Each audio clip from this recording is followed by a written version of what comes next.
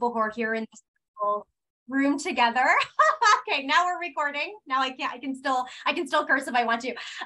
But we have all been fighting this for weeks because we know that this is a horrible deal for climate justice, for environmental justice, and for the planet. There's going to be, we have Crystal who's going to talk about how horrific the Mountain Valley Pipeline is.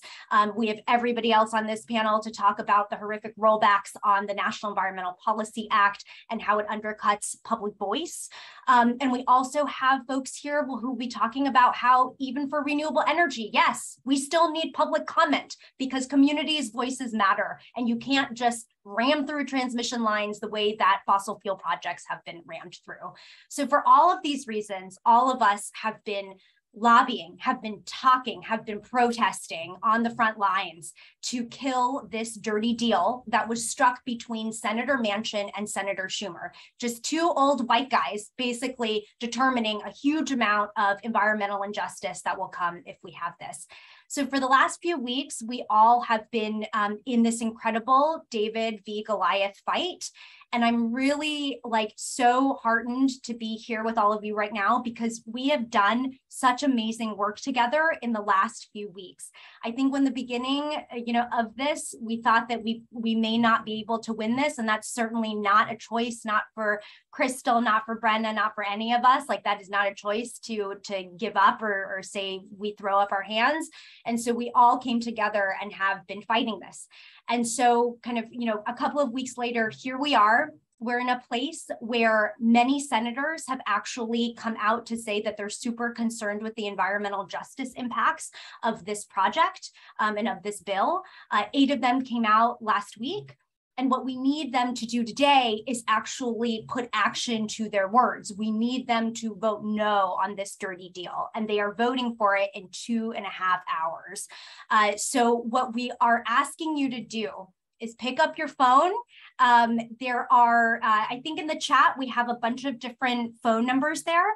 But basically, if you can write this down as well, there's a kind of a central line. It's 888-997-5380. I hope somebody can put this in the chat. And we need you to call, or all of these people as well. Thank you, Basav.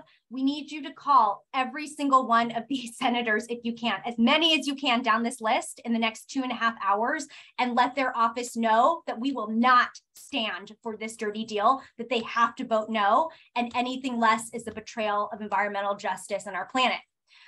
This is the point where we probably have a couple of senators today have already come out. Senator Sanders said he's absolutely voting no. Senator Kaine, moderate Senator Kaine came out to say it's because Crystal pushed him. It's because he is saying that the Mountain Valley Pipeline, even though he's a moderate, he's not okay with the Mountain Valley Pipeline.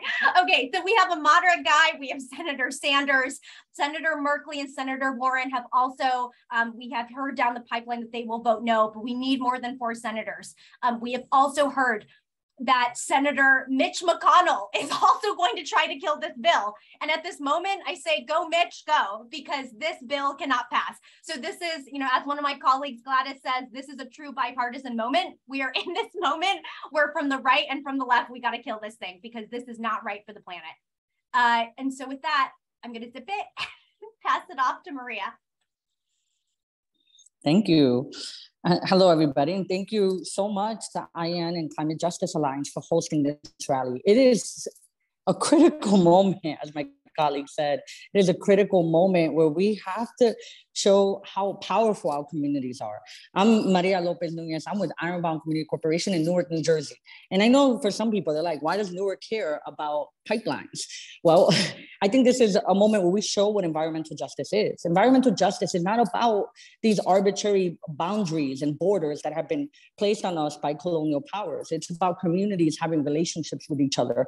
If all our environmental justice communities don't stand up at this moment, they'll come for us next. We have to defend the communities that are going to be affected by pipelines, and also all the communities that need NEPA. You know, there are some states like New Jersey or California, we might feel like we don't need NEPA, you know, like our state laws will get us. But NEPA is a foundational piece of policy on which a lot of our protections are built. If we let Democrats do this to us, what's going to happen when Republicans take power? We are allowing our supposed allies to lower the bar, right? To just make it easier and easier to hurt us. And I know that in this colonial system, there are no allies, but there are people who have promised to defend our communities. It is our job to hold them to their word. You know, like we can't just elect folks and then leave them to do their jobs. Like that's like a teacher just showing up on the first day of class and then leaving the class, coming back at the end and expecting good results, right? Like we need to stay on top of our elected officials and make them do their job. And I know you might feel like, what's the big deal of calling? I tell you, they're not used to us calling. They don't want us to call them and let them know that we object, that we're watching them. Right? I do think this is a moment for all our communities to stand together and to push back. And we've gotten so great. I know I kind of felt hopeless at the beginning of this, right? We saw the IRA pass. Well, the IRA is done and done. Let's not worry about that. We need to face the dirty deal, because even though two white guys made a promise to each other, we did not give our word, right? We were not consulted. That violates the first principle of environmental justice, which is communities have to be nothing about us without us, right? We weren't at the table. This is an invalid deal that we have to call upon our senators and our House members to just vote down. And if they don't, we need to remind them they can never utter the words environmental justice, racial justice. They should never talk to us about it because they have done the great betrayal. And after this is over, I also want to remember we can't let the gas off. Right now is a moment where folks are trying to kill our communities. Fossil fuel companies are trying to kill us. We must stay together. We must stay watchful for each other. And no matter who is the community under attack, we must all show up. That's how we're going to really push on the, you know, we use a lot of frontline terminology. It is a time to stick together and to really push on those front lines. That means that we need to fight and we need to stick together. So I hope everybody does pick up the phone and call, because if it happens, you know, the pipelines happen in the South, a lot of our other communities, we're going to get the transmission line, we're going to get the transfer stations, we're going to get the trucks, you know, we'll end up with the byproduct. So even if you feel like this is not your fight, it is your fight. Because environmental justice, what happens to one of us happens to all of us. So it's time to come out, and we cannot let this happen to NEPA. If the Democrats do this, then the Republicans will do worse to us. So we need to draw the line and defend that line. So I hope you all do call and stay with us. Every voice matters, especially when you're at the pinch moment. They don't want their phones blown up. So please blow up their phones. And with this, I'll pass it off. Thank you so much for having us. And I hope you spread the message. Thank you so much, Maria. Yes, we'll pass it off now to Jordan. I believe it is you next, and excited to hear from you. Awesome. Thank you, everyone. And yeah, I couldn't agree more. It's highly, highly frustrating that we're coming up against this legislation from Democrats that is really just a full-out attack on NEPA and bedrock environmental policy, which is something that Republicans have wanted for decades. So now we have sort of this conservative Democrat position that we're pro-pipeline, pro-fossil fuels, and they're setting the bottom line for when the even further right Republicans can come in and say, no, we want something worse, which is actually what's happening. The Republicans have decided to offer up their own permitting reform version, which in addition to reducing NEPA protections would open up federal lands for states to invite development on that. And so we're basically we're trying not to let the bar get that low and hold our ground and let people know that frontline communities are the ones on the chopping block. Some of the most concerning things about this bill, like going to the actual legal part of it, is the fact that one, it's really unnecessary. The argument that Manchin and Schumer are trying to put forth in favor of this bill is that it's needed to get renewable energy projects approved, that it's needed to get important infrastructure and transmission projects approved. The reality is that is not true. You can tell by what's embedded in the bill that the intent of the bill is to fast track fossil fuels projects. And there's actually a report from the Treasury Department that shows that the vast majority of infrastructure projects that are stalled are due to funding and staffing issues and bad planning. That those fully funded projects that are renewable infrastructure and transmission that actually go through the NEPA process do get approved in a timely manner. They do get approved in 4 years, 3 years, and 2 years. It is these massive, harmful fossil fuels projects that we know lead to pollution and harm that are being stalled by the environmental review process. Guess why? Because they're bad projects, and that's the reason the law exists, is to stop that from happening. And to be honest, NEPA is already a really flawed policy, and NEPA already fails to protect our communities. But right now it's all we have. So it's like, without that protection, it's like a free-for-all on our lands. As Indigenous people, we know that when these pipeline and other extractive projects are built near our lands, we automatically have an increase in missing and murdered Indigenous people. We automatically have an increase in sex trafficking. So it's not just our lands, it's our bodies also being sacrificed in favor of this law. And our communities deserve a chance to actually have a public input.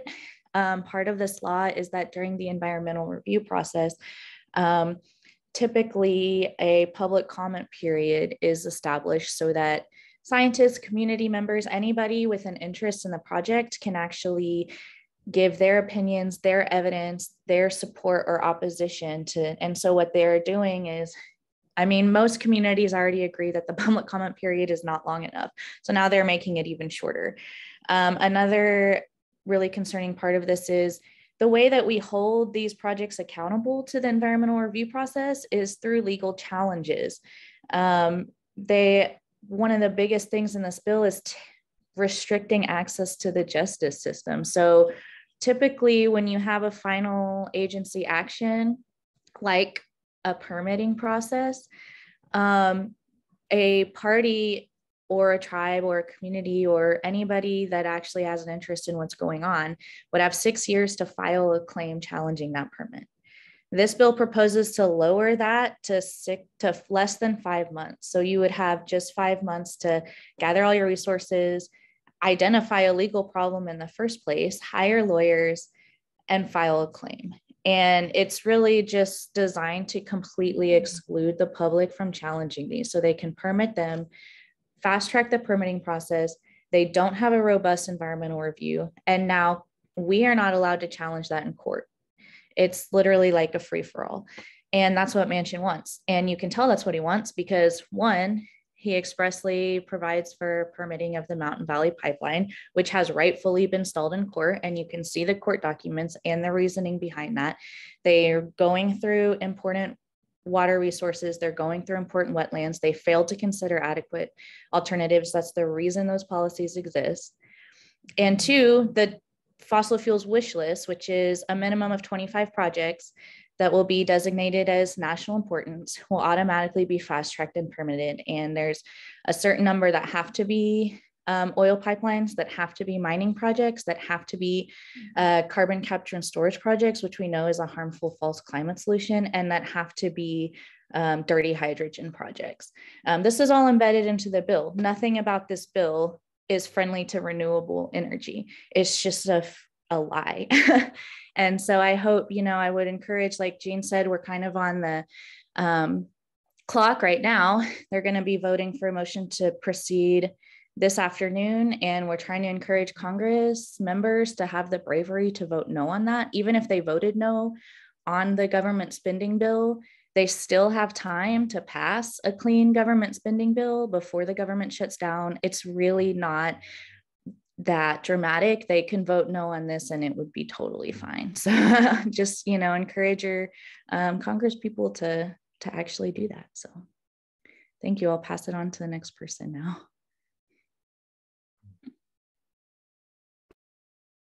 Thank you for that, Jordan. Yes, we have next Crystal, and I'm excited to hear you. Yep. Going to share my screen real quick.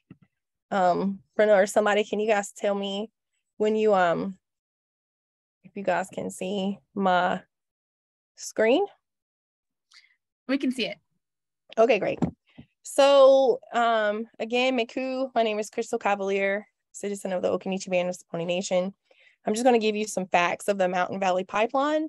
I live on the Southgate portion of it, which is a 75-mile pipeline that goes from the air compressor station that will connect the main line to the Southgate portion. But the mainline portion is a 303-mile fracked gas pipeline routed to go through the steep slopes of our sacred mountains and a lot of the pristine water sources, especially the Roanoke River, which has a lot of significant cultural aspects for my tribe and many tribes in the region. But it's going through a lot of water sources of West Virginia and Virginia. It was originally announced in 2014, and the projected cost was $3.5 billion, and it was supposed to be completed in late 2018. However, they have accrued over 350 violations of water quality protections, alleged by the state agencies, resulting in significant delays. The project is only 56% complete, even though they totally tell stories and saying it's 90% complete. That's not true.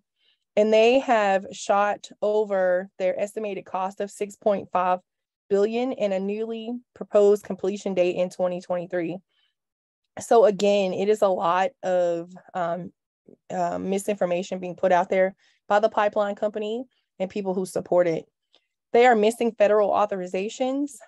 In January 2022, the U.S. Court of Appeals for the Fourth Circuit vacated MVP's Forest Service and Bureau of Land Management authorization along the pipeline route, finding that the agencies erroneously failed to account for real-world data, suggesting increased sedimentation. Also, in February of 2022, the U.S. Court of Appeals for the Fourth Circuit vacated the biological opinion and incidental take statement from the U.S. Fish and Wildlife Service, citing serious errors in the agency's analysis supporting its determination that endangered species would not have been jeopardized by MVP. Also, I wanted to show you guys, this is one of the reasons why we got involved in this. This is one of our ancestral burial mounds that the pipeline was going to go through. I don't know if you guys could see this orange tape behind it, but this is on a private landowner's property, and the pipeline was going to actually go directly through the burial mound. And there was an impact study done saying that this burial mound was just rock piles, right? They literally called our ancestors rock piles. But the homeowner was like, no, they've seen artifacts and probably, I'm not quite sure what else they saw, but just a lot of nefarious activities going around these burial mounds. They won't let people go and repatriate the remains or the artifacts to this. And the reason we know this is one of our ancestral burial mounds. In 2017, most of the tribes in Virginia were not federally recognized. They were only state recognized. And we worked with an environmental organization who recruited tribal preservation historic officers from the Cheyenne River Sioux tribe. And they came out and they did an archaeological survey. And they said, yes, these are Siouan burial mounds. And they, backdated them, several thousands of years. However, in the state of Virginia and in the federal government, they believed that no indigenous people existed because they thought they were all eradicated and wiped out. However, there's hundreds of thousands of indigenous people still living today in Virginia and North Carolina that they refuse to recognize because of our treaties were with the colonies of England. And they still refuse to recognize us today, even though the federal government did recognize a few of the American Indian tribes in Virginia through Congress. They did get their federal status, and they were finally able to get consultation really late last year. So this is just one burial mound that is on tops of these steep mountain slopes that is going to be destroyed because of this pipeline. And if it continues to go forward, there's going to be more burial mounds, historic sites in North Carolina that will be destroyed and completely eradicated because these corporations and senators still call our people piles of rock. And this is one of our corn that is called Tutelo strawberry corn. And these are one of the corns that is pretty sacred to our Siouan tribes, the Monacan, the Occaneechi, the Saponi, and the Tutelo. So it is just really important that we stop this, stop this bill. Like, please call your senators, because they are seriously destroying history that has been here since time immemorial. We are, organizing, knocking on doors, trying to get people to understand that you can't actively kill us again, because that is what they're doing. They're destroying the earth. They're destroying our relatives. And they're ultimately going to end up destroying all of us. So thank you so much, Brenda, for letting us speak. I'm sorry I get a little passionate about this. But yeah, thank you so much. And I'm gonna turn it over to who's next. No, your passion is so important, and I really enjoyed hearing you talk, and I'm really glad that we got the space for you to talk. So from Crystal, we're now going to pass it on to Basav to talk a little bit about some actions that have been happening around this dirty side deal. Thank you, Brenna. And before I start, I just want to say it's an honor to be on such an illustrious panel of fighters who keep fighting and don't give up. Because as others said earlier, this isn't a choice. This is about our collective survival. So we cannot stop fighting. I'm going to share my screen. Please let me know if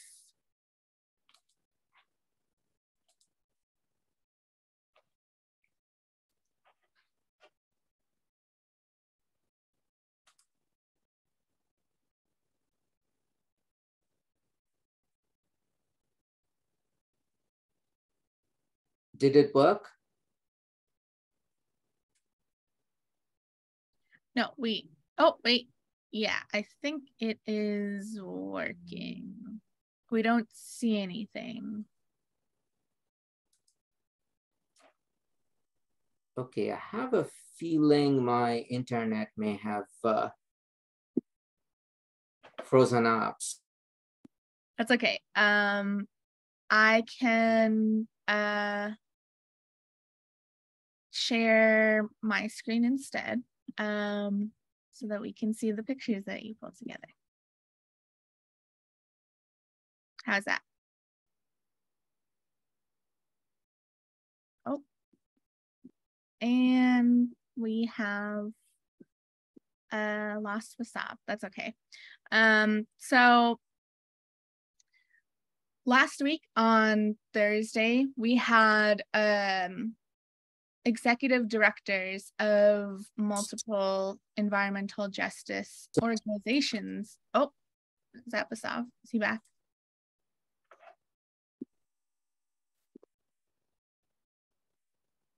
Basav, can you hear us? Yes, I can hear you. Can you hear me now?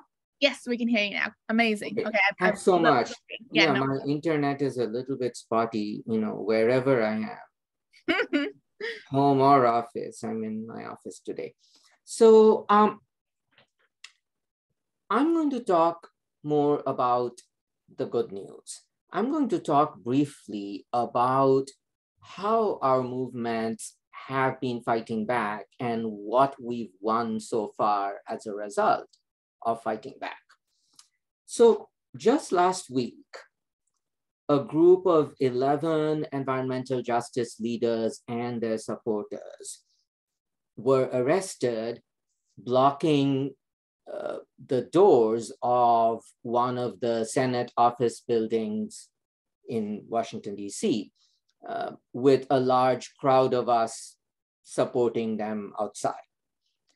And later that very day, we found out that the number of signers on a Senate letter pushing back against the dirty deal had gone up to 7 or 8. I don't recall where the number stood at that point, but that's one small piece of evidence that our pressure actually worked. Next slide, please, Brenna. And I'm going backward in time here for a reason, just to get across that this action that happened last week was certainly not isolated.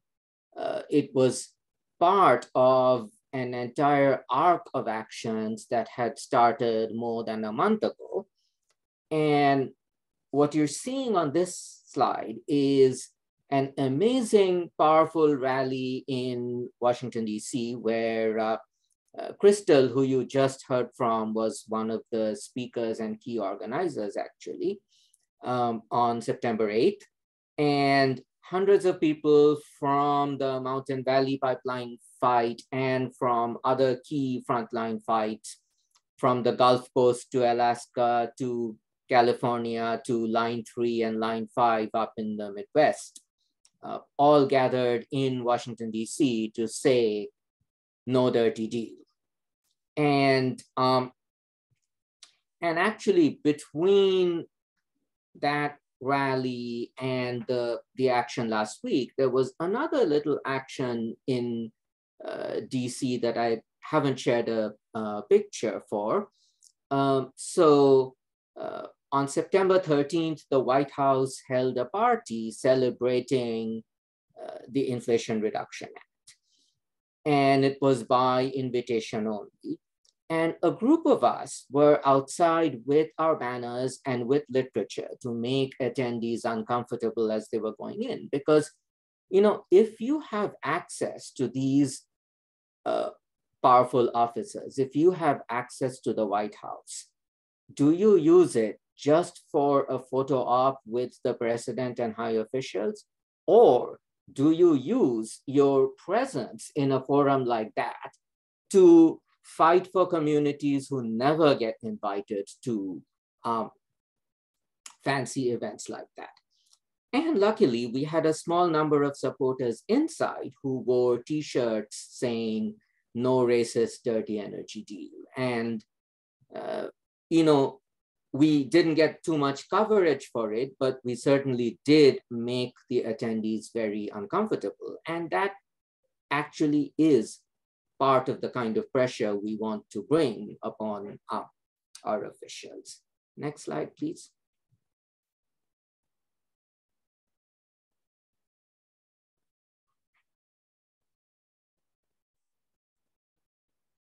I wonder if Brenna's frozen. Oh, there.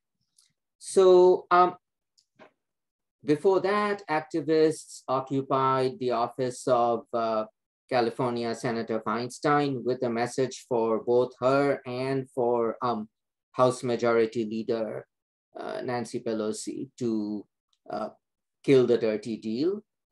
And next slide, please. And then on the same day, on August 18th, there were parallel occupations. One of them was Senator Schumer's New York office, very directly calling on him to say no dirty deal. And next slide, please.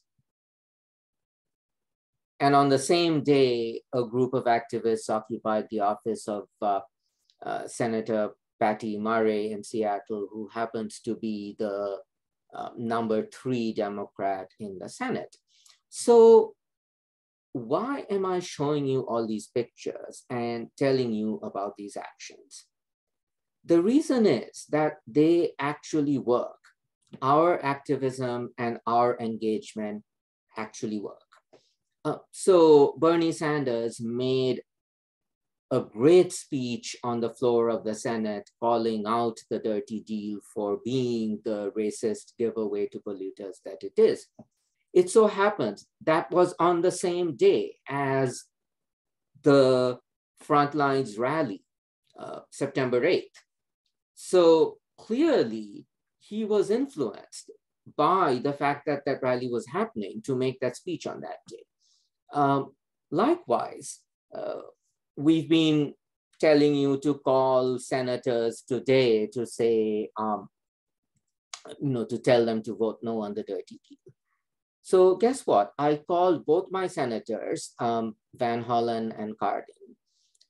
And the response that I got from Cardin's office was the person answering the phone just got kind of annoyed and testy, which to me means he's been getting a lot of these calls today.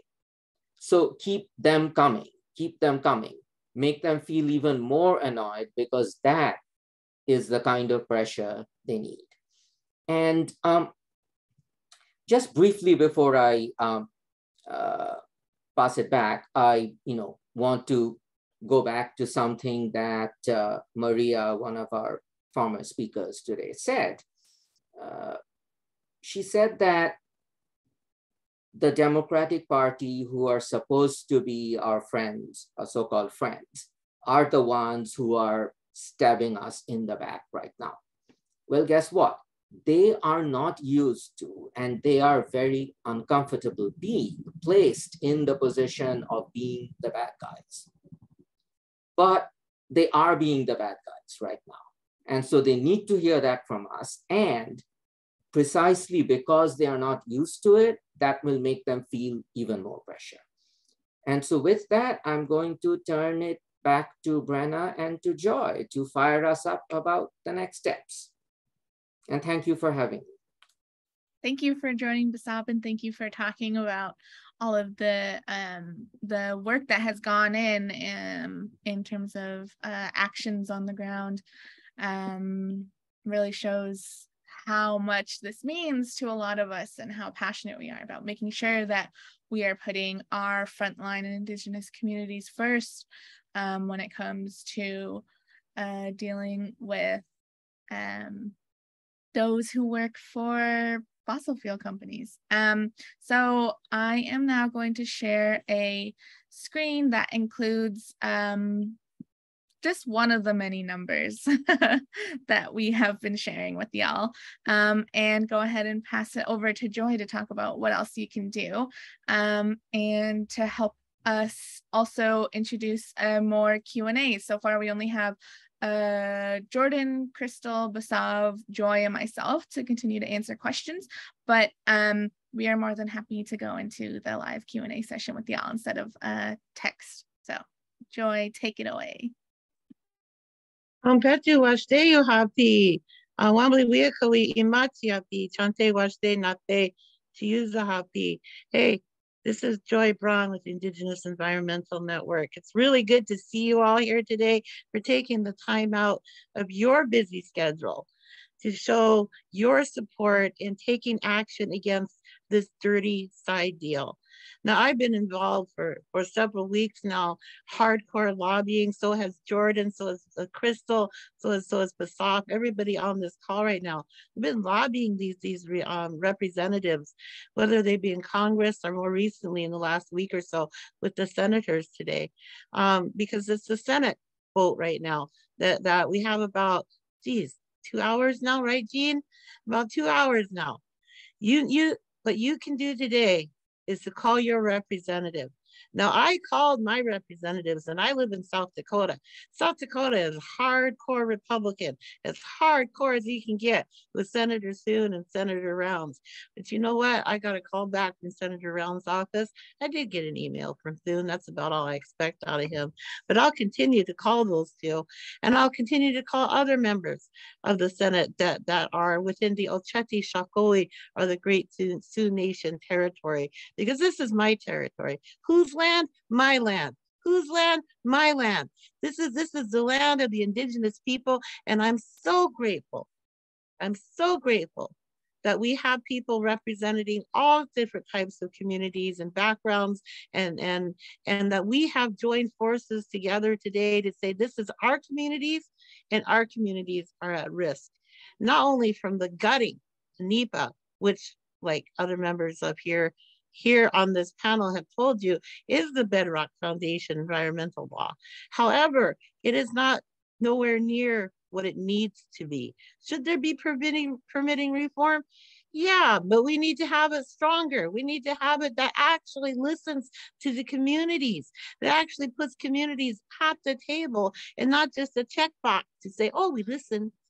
No, to actually implement those things that we know will work within our communities. So you can definitely call your senator. Call your senator today. Call your congressman. Send an email to your congressman today. Make those phone calls. Now, if you do hashtag stop dirty deal, you're going to come across some other things, or kill the bill, hashtag kill the bill. Those are two different hashtags that you can look up and start retweeting some of the tweets. You can go to CJA. They've got some tweets. You can go to Oil International.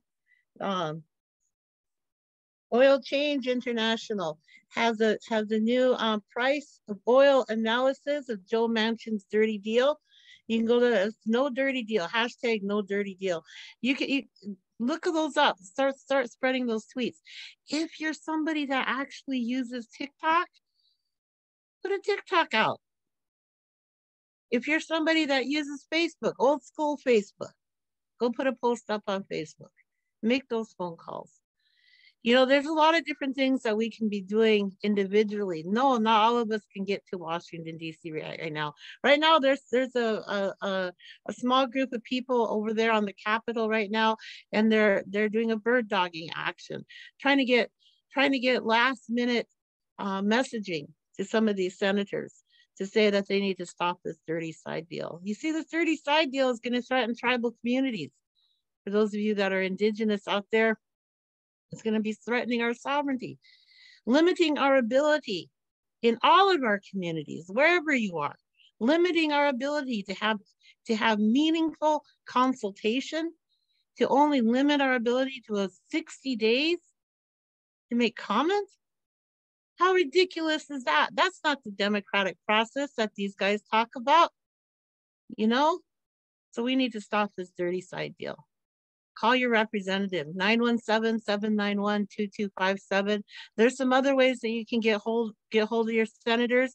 Look it up online. Find your senator. Now, Basaf, you had put together a list of senators that need direct calling right away. You want to pull that up for me, too?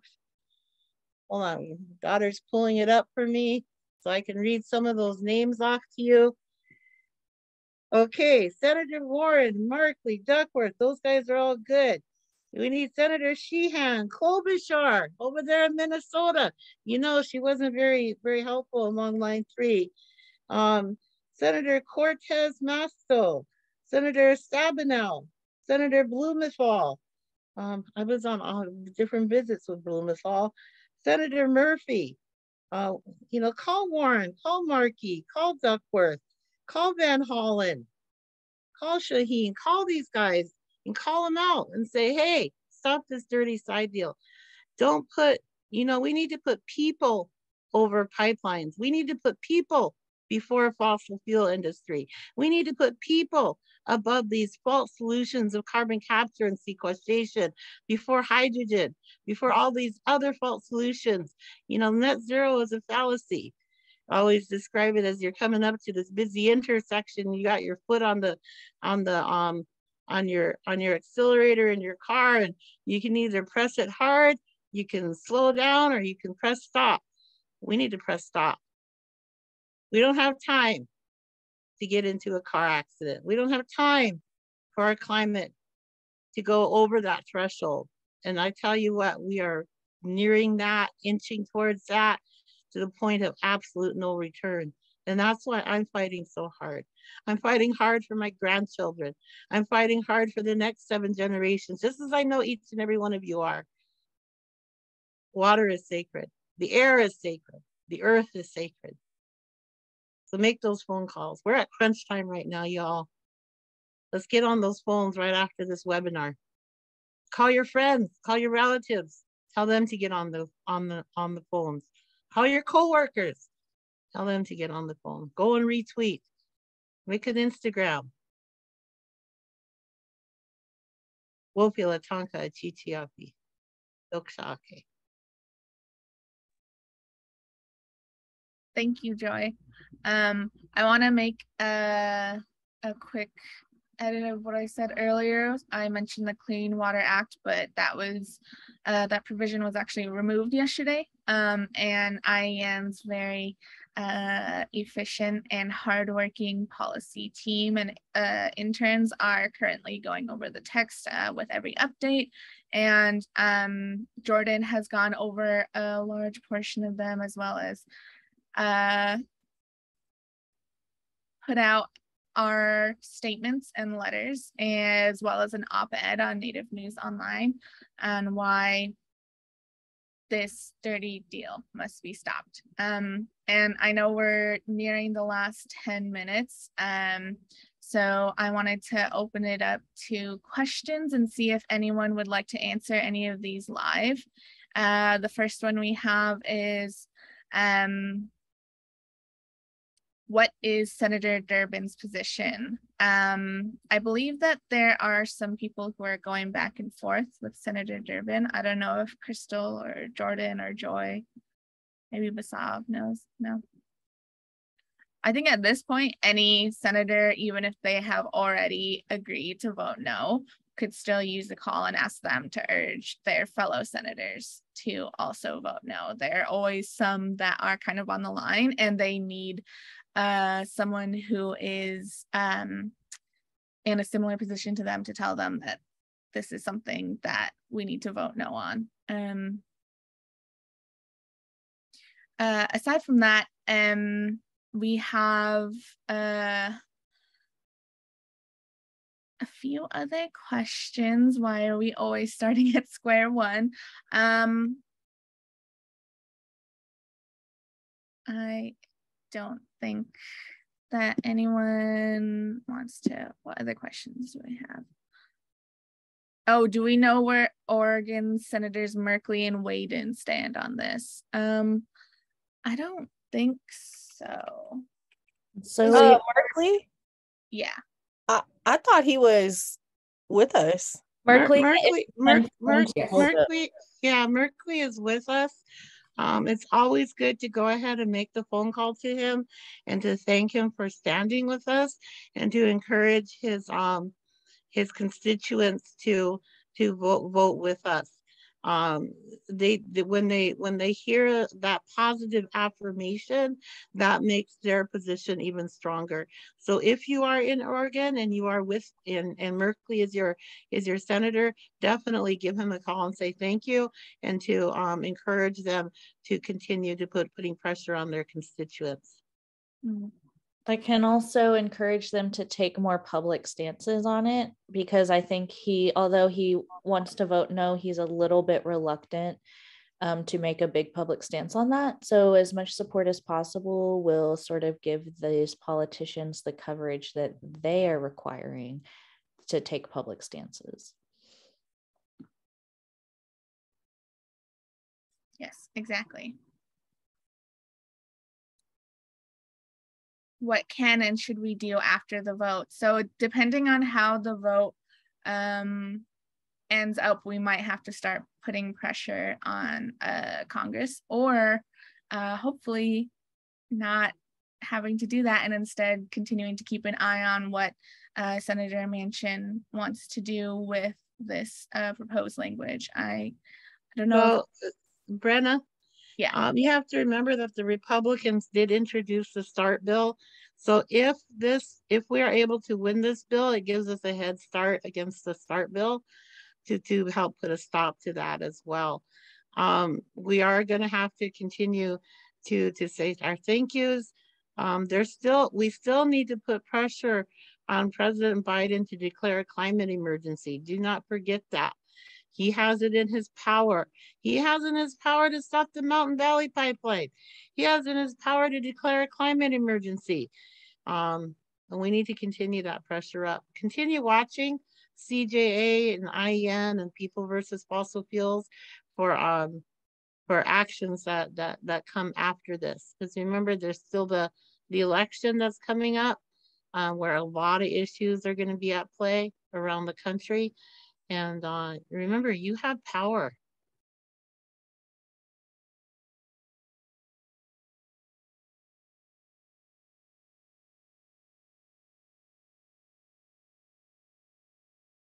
Yes, thank you so much for that, Joy. Still looking through our questions to see what we have. Basmeen says, I'm in Missouri contacting Senator Josh Hawley, generally a non-productive exchange. Any suggestions for reaching out to Running Man?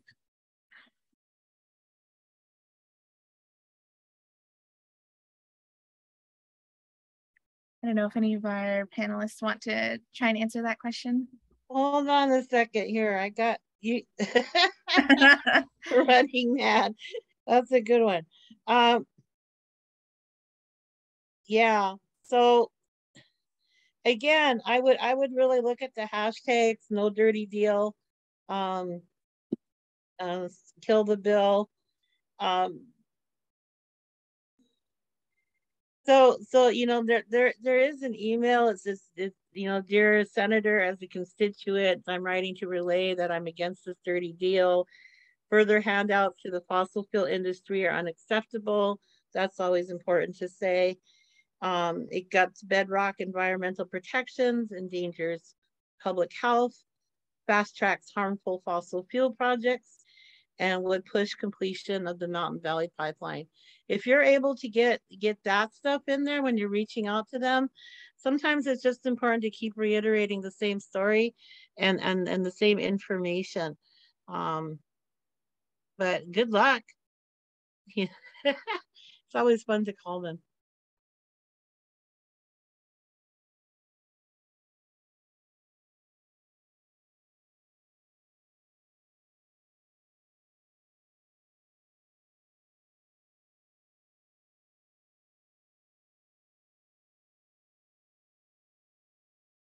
People are asking if there's a way to contribute financially. All of those organizations that Joy has just listed all have an option to accept donations that would go towards getting our boots on the ground, such as the action that was on September 8th that Crystal and Joy were a part of, as well as the executive directors of the environmental justice organizations that happened last Thursday. All of the organizations that have been involved currently are going to be your best bet for where to contribute financially.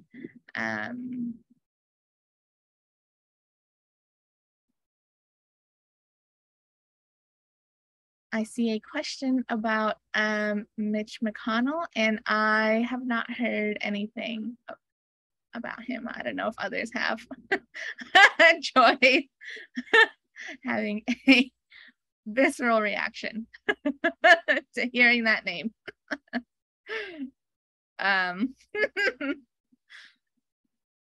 I think we only have a few minutes left, and just a reminder that at the end of this call, there will be an email going out that will include all of the numbers that we have been urging y'all to call, and that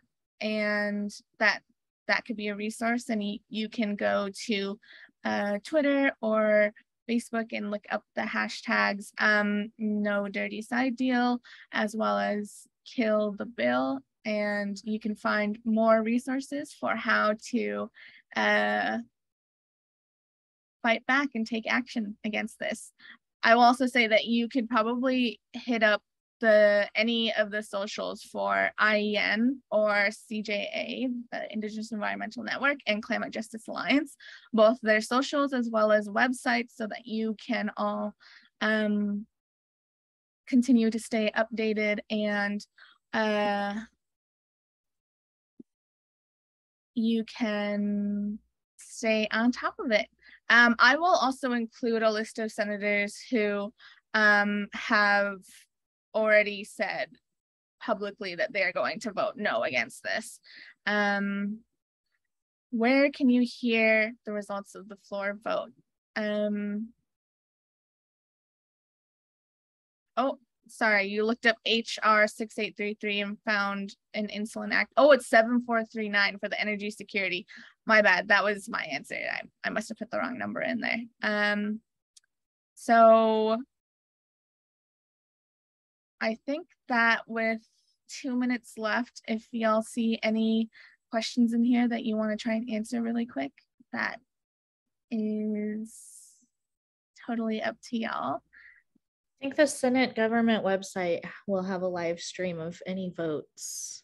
And maybe like CBS or something. I don't know. Twitter, I mean, if you're on Twitter. I am not on Twitter, but they usually have updates on there.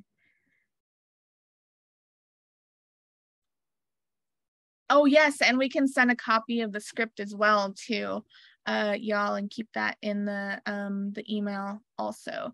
And then the other thing on how to keep updated is that you all can also subscribe to the newsletters of at least I, and I'm sure CJA has one as well, that will help keep you updated. There's other groups as well, like People versus Fossil Fuels or Center for Biological Diversity. All of these organizations would be great to subscribe to their newsletters. They've been sending out updates as well. And we have 1 minute left, and I just realized that I totally forgot to tell you all who I am before I started talking at you all. Yeah, it's Eshe Brenna Tues, Yinishia, Twitter Cheatney Nishla, Tao Cheatney Dashiche. Hello everyone, my name is Brenna Tues, and I am Bitterwater Clan, Born for Warrior Clan. And I am the lead organizer for the Keep It in the Ground campaign, Keep It in the Ground program at the Indigenous Environmental Network. So that's me, and thank you all so much for joining. We will take a quick look at the questions after this and make sure that we send out those phone numbers as well as the script. And thank you all so much for joining. And thank you so much to our speakers for speaking your truth to power. It's been an honor. And I can't wait to see all the actions we're going to take. Thanks everybody for coming. See you guys later. Thank you. Bye. See you.